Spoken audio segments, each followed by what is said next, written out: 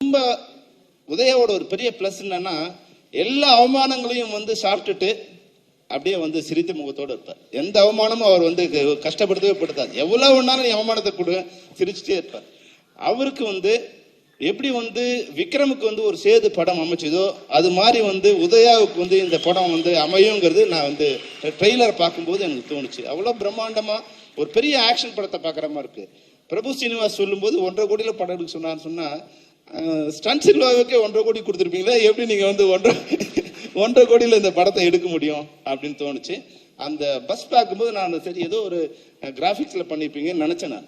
ஏன்னா இந்த பட்ஜெட்ல உங்களை வச்சு ஹீரோ வச்சு பண்ணும்போது அது பண்ண முடியாதுன்னு போது அப்புறம் யார் அதுதான் மேலே பார்த்தோம் டைட்டில் யாருக்காருன்னா ஸ்டன் சில்வா அதெல்லாம் ஒத்துக்க மாட்டான்னு வரும்போது அவர் மேடையில் வந்து சொன்னும்போது தெரிஞ்சது உண்மையாவே வந்து எல்லா டெக்னீஷியனும் இது வந்து சிறப்பாக அமைஞ்சிருக்காங்க. ஒரு தயாரிப்புல வந்து எல்லா டெக்னீஷியனும் நீங்க வந்து கொண்டு வந்து மேடையில வந்து ஒரு கொடுத்துட்டீங்கன்னா அதுவே மிக